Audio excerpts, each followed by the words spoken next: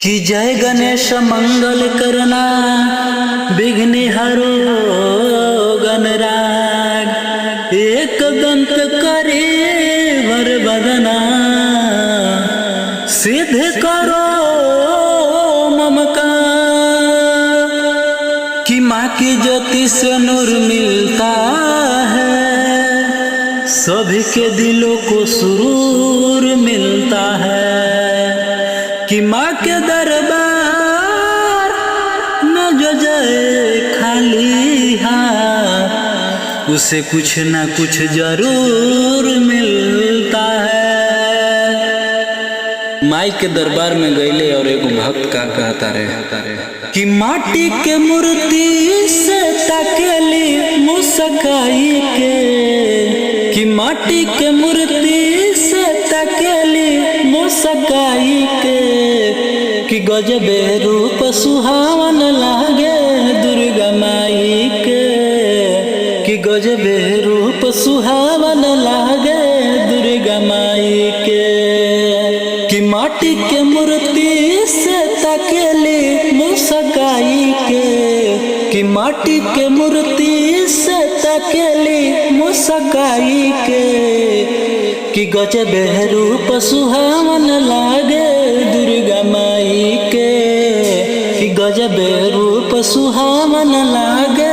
दुर्गा माई के कि हमरा के तड़पा के बोला न का पैबा राजू थावे अइबा कि ना अइबा कि राजू थावे अइबा कि ना अइबा कि गजबे रूप सुहावन लागे दुर्गा माई के। भक्त और का कहता कि आग खाती आग बाड़ी पानी खाती पानी जे जैसे चाहे वैसे मिले माता रानी कि आग खाती आग बाड़ी पानी खाती पानी जे जैसे चाहे वैसे मिले माता रानी कि मैया सबके दर्शन देली मन हरसाई के कि गजबे रूप सुहावन लागे दुर्गा माई के कि गजबे रूप सुहावन लागे दुर्गा माई के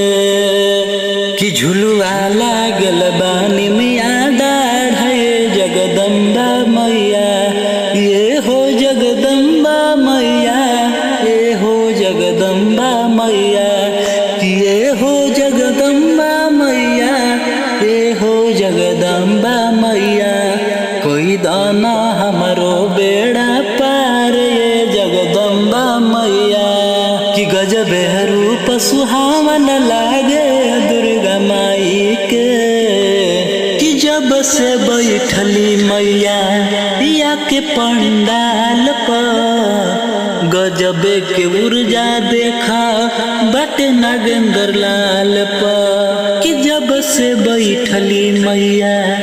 या के पंडाल पर कि गजबे के ऊर्जा देखा बट नागेंद्र लाल पर कि भैया खेसरिया सब कुछ पवलस देवी भजनिया गाई के